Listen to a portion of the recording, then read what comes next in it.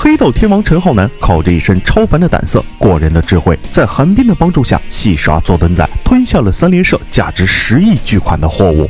左墩仔人财两失，暴怒欲狂，发动所有的势力找寻陈浩南的下落，生要见人，死要见尸。他绝对不会想到，此刻的陈浩南早已返回香港，正与大飞、吴常等一众红星大哥对峙谈判。游子健卧底身份曝光，他所掌握的证据足以让整个红星社万劫不复。以大飞为首的一众社团高层达成了统一战线，不惜逼宫陈浩南，以下犯上，也要将游子健解决。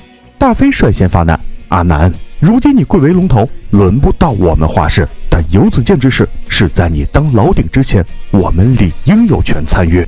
见陈浩南点头答应，吴常等人接连发言，越说越是情绪激动。此事事关红星的存亡，别说是你陈浩南当家，就算是蒋天生在世，也绝无商量的余地。游子健一定要死！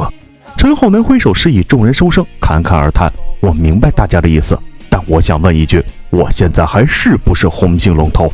既然公司是我当家，我就一定要保住自己的儿子。”大飞等人面色难看，正思量如何反驳，游子健却连声怒喝：“我不是你儿子，也不用你保我！”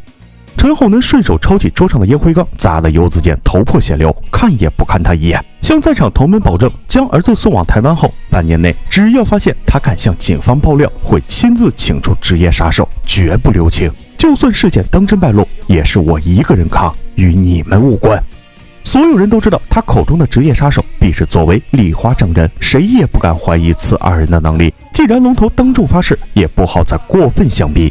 大飞仍是不肯妥协，就算此事结果，但游子健重杀阿莫，他岂能轻易罢休？一直沉默不语的杨思乐突然发话：与其这样一直争论下去，坏了兄弟情谊，不如公平起见，南哥想带走游子健，就用实力说话。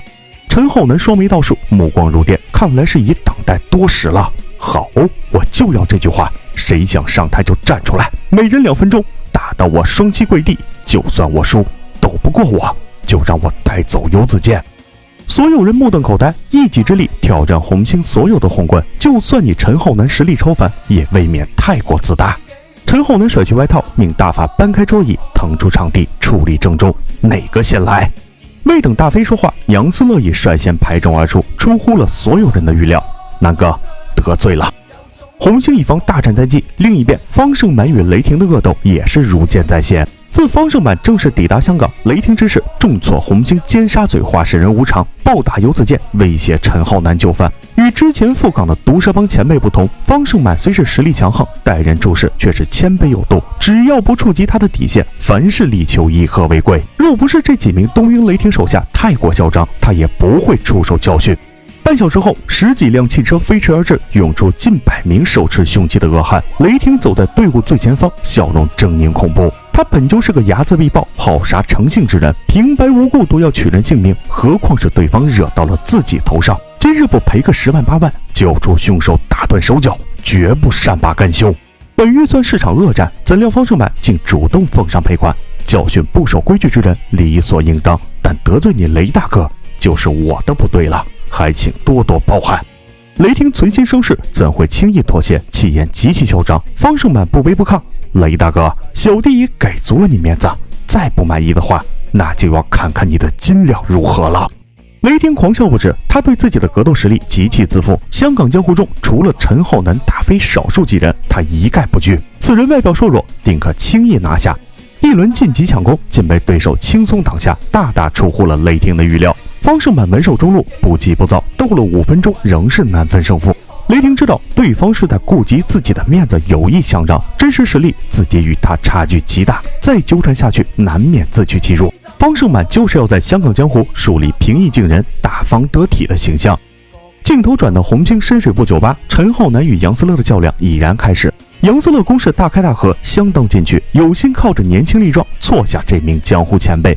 这种硬碰硬的打法相当的聪明，反正只有2分钟的时间，可以随心所欲，不用考虑体能分配的问题。心无旁骛下，攻势更是源源不绝。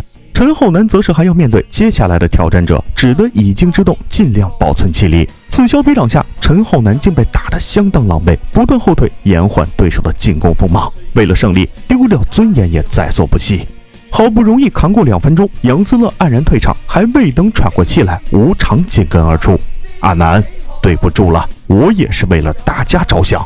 无常的格斗能力比之杨思乐稍逊一筹，但胜在经验老道，打法多变。他一直采用杨思乐之前的战术，开场就不重猛攻，要尽力消耗对手的体能。狂风扫落叶的重拳打得陈浩南痛苦不堪，久守必失。眼见这一拳风势惊人，已躲闪不开，幸好2分钟时间已到，惊险躲过了一劫。游子健心中痛苦万分，从小到大最厌恶的仇人，竟数次为了自己舍生忘死，实在是难以接受。陈浩南接过大法递来的水瓶，凝气回神间，打飞高大的身躯，缓缓走上了台前。阿南，我来跟你玩。红星社众多高手中，首推陈浩南为尊，大飞紧跟其后。这2人的较量可以说代表了红星社的最高水平。结局如何，敬请继续关注。